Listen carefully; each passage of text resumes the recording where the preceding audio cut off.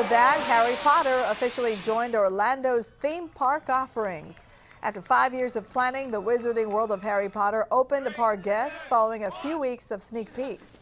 Central Florida on-demand Scott Feist spent the past 3 days covering the opening of the Wizarding World. Joining us now, and Scott, you were right there in the middle of the action. How do you think Universal Orlando did? Beth, this was a big deal for Universal Orlando. Looking back at the Wizarding World and everything that went into putting the Wizarding World together, today can be summed up in one word: strong arm. Now, that was the code name for Universal's Harry Potter project, and the addition actually flexed its branding power on Friday. News 13 learned by 11 o'clock Friday morning that Islands of Adventure had shattered its former attendance record, with fans embracing the new area.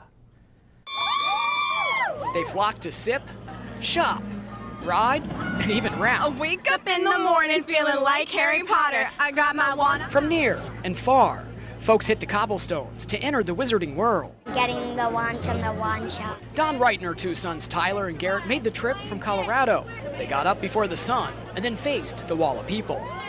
We got up at 6, started walking over about 7:45, got in line at 8, and finally got in the doors at 1:30. They made this trip without Dad, who is serving in Iraq.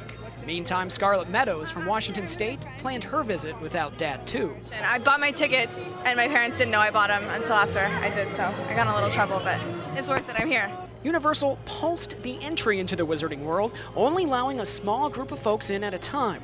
This allowed the new area not to become overcrowded, but then kept lines to ride and shop at a steady pace. By mid-afternoon on opening day, the line for the most anticipated experience, Harry Potter and the Forbidden Journey, stood at just 60 minutes. What surprised park executives was the line for another experience: getting some butterbeer.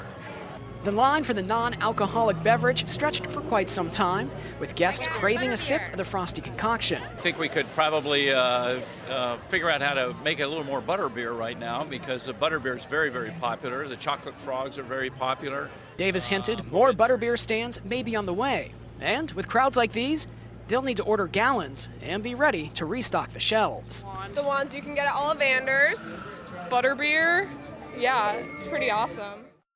Now, it's not all admission fees that add to the bottom line. Souvenirs help drive in-park per capita spending, as we saw with the merchandise there. The 7 stores added to the Wizarding World should help with that figure. Now, we've gathered some attendance figures on our own. Here's the tale of the tape from the Themed Entertainment Association. The group estimated last year 4.5 million people visited Islands of Adventure.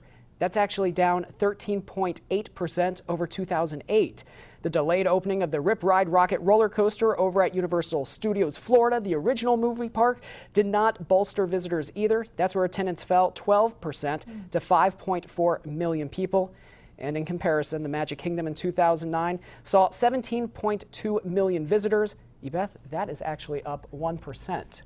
Wow. Over 2008. I actually brought you back a souvenir here. Thank you. Talking about the merchandise out at the Wizarding World, this is inside here a chocolate frog. The children in the Harry Potter books and movies actually ate chocolate frogs. How much do you think a hunk of chocolate would go for? Yeah, I don't know, $8. $8. It actually has a trading card hiding inside here as well, kind of like a baseball card. Ooh. It goes for $9.95. And the wand, how much are those? Wands run about $30 each. Yeah, they're really popular. Thank you so much. Central Florida On Demand, Scott Feist.